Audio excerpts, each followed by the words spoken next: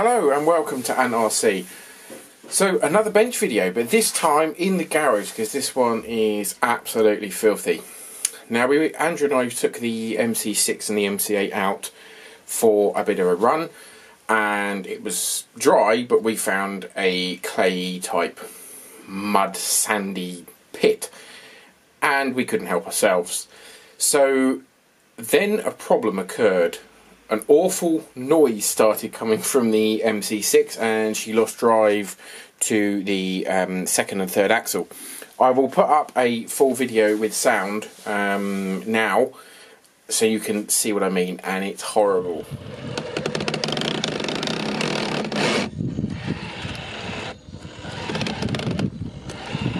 I don't think you're getting drive to the back axle.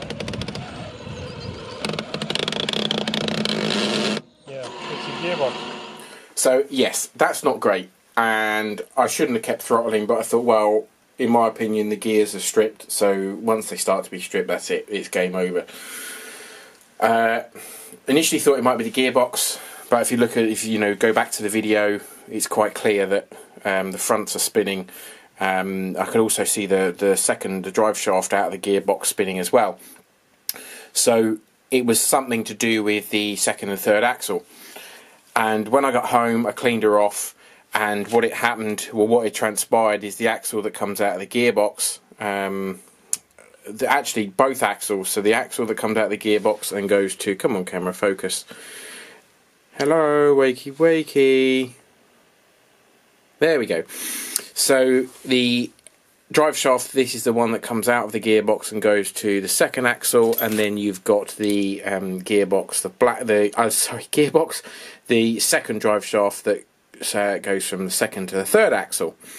The grub screws were finger tight pretty much. They weren't falling out, but they were very, very loose. Now, I don't know if that meant that the drive shafts were wiggling around. I can't imagine they were making that noise, to be fair. Don't know, but let's state my hand already. So I've checked all the gears, and we have got the crown gears here for the second and third axle. They seem fine. They're a little bit worn, but there's no teeth missing. Feel free to pause the video, see if you can prove me wrong, but I've had a good look and I can't see any teeth missing. Neither can I see an issue with the small gears that are in the axles themselves. Again, they're slightly worn because they've been in there a long time, but they seem okay. I was expecting to see teeth missing, shards of metal, but no.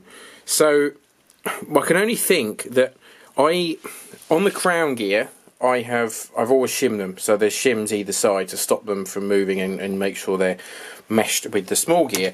But what I didn't do, I didn't shim the small gears in the axle.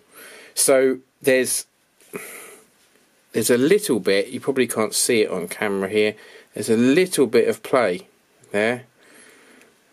There's a little bit of wiggle. They seem to be okay and they seem to be meshing fine, so I didn't shim them. Also, this was my first ever build and I didn't really know about shimming and the differences and what that meant, so I didn't bother. So the only thing I can think of is the fact that because the drive shafts were loose, that they were maybe wobbling around here on the output shaft and moving and vibrating, and then maybe moving, because there is play in here as you can see, moving the small axle gear like this, and it was then meshing and not meshing, and the teeth were just kind of scratching together, if you like. Possibly, I could be completely wrong in that, but the gearbox seems fine and I've got it covered here. The gearbox has been stripped and put back together with a lot of grease in it, so that's running really nicely now and silent. I was obviously concerned that the gearbox was absolutely mashed, but it seems to be okay. I'll put a picture up. The gearbox was in an absolute state. It was disgusting, and annoyingly, I'll put a picture of this up as well. So I'll put a picture up of my gearbox first now, and then Andrew's gearbox. We've been in the same puddle, done the same things. The state of my gearbox compared to his is just not funny. Competition is rife between us. And he took a lot of pleasure in informing me of that fact, Git. And my gearbox has been stripped more than once, and he's never stripped his at all. Ever. Which is even more annoying. The only thing I can think of is that the MC8 has got a second axle. So I don't know exactly because I've not got the rig obviously here. But whether the gearbox, it sits the same height, but whether there's something to do with the second axle that means that the gearbox doesn't get so soaked as mine. I do happen to torture my rigs a lot more than he does. This has been in a lot of muddy puddles, more so compared to the MC8. But look at the state of that. This dried pool of gunk came out of my gearbox, and Andrew had a little dribble come out of his. Means he's a little dribbler, I suppose. Never a truer word said. And we went through exactly the same puddle, exactly the same time, in the same way. And he had a little dribble and I had this, and that was all from Sunday. So, don't know. The other update is going to be that I am taking out the... I've got bits attached. My garage is a state. Yeah, you can see how much I kind of beast the truck. How muddy that is. So this is the Hobbywing XE Run. Very expensive setup, which Andrew had always taken the mick out of.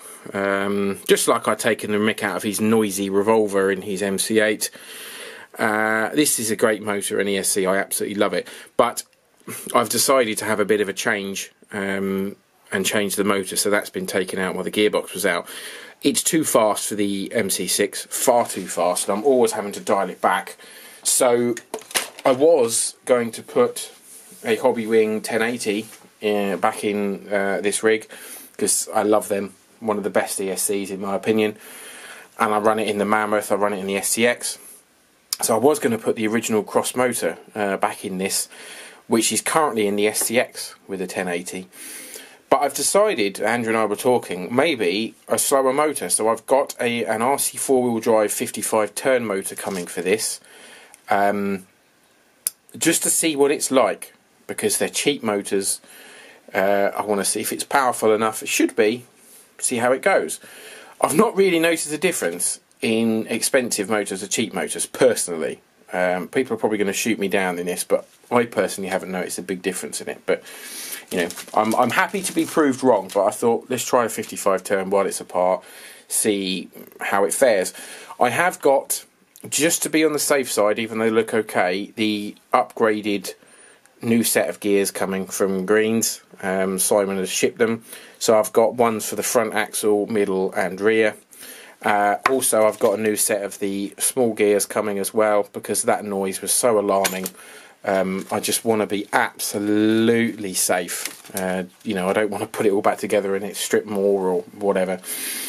So I'm also going to, I've got shims coming, I'm going to shim the small axle, the small gears in here. Come on, camera.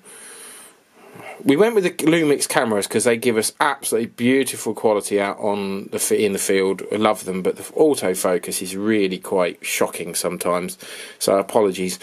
Yeah, I'm going to shim these just to stop this movement we've got here.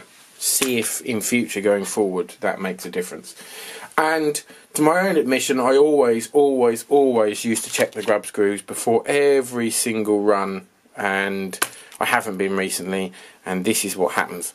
This is why. Maybe not every run, every other run, and I haven't recently. I've neglected the poor old girl a little bit. So I still don't know what the noise was. It sounds like gears to me. Who knows? Bit of a mystery. But yeah, she'll be back together. What I will probably do is the next video of this will be some time away, but I will do a video when the 55 turn RC 4-wheel drive motor's in, just so people can see what it's like and how it runs, if people are interested. It might be that it's shockingly too slow. My thought is that Andrew and I love driving really slowly, and that's what our videos are about 95% of the time. So the fact that a 55 turn should be really nice and slow, with second gear in there, you know, it should be fast enough to be walking pace. But we find that when we're crawling and doing shots that we want to be scale and slow, we're always having to trim down the radio, you know, take the radios down or change the settings to make sure that, because it's just, yeah, they're too fast for what we want. So we shall see. And to be fair, the 55 turn was Andrew's idea. He, I believe, is doing a video on the MC8 stripped down, and he is going to be changing the electrics, and he's going to be putting in a Mammoth BC8 motor, which is great for me because it means that the MC8 needs the best motor you can get from Cross, which I believe is the BC8 even. I'm getting confused now with all the letters and numbers. And he's going to get some stick for that if it works really well. He really is, and too right as well. So thanks for watching. Please put your comments in. You know, look at the state of her. But it's good fun. There's stuff everywhere. I could be more organised, but hey, it's messy. I've also, do you like my little pot of stuff? My wife kindly donated this old saucepan because the handle fell off. So it's got all bits and pieces in it, and it's really good for cleaning stuff and, you know, putting stuff down. I am nothing but a RC pro. Stay safe, everyone. Thanks for watching. As always, your support on the videos is fantastic. Please like and subscribe. Let's get the comments going. If you've got any ideas, also, if you've got any ideas of how to take any slop out of the Cross RC gearbox, because this jerking rolling business, they've got a lot of play in them, and I don't know how to fix that. If you do know, or know someone that does, please let us know, because Andrew and I would be very grateful. Okay, catch you soon. Stay safe. Please like and subscribe, and we'll see you in a little while. Bye for now.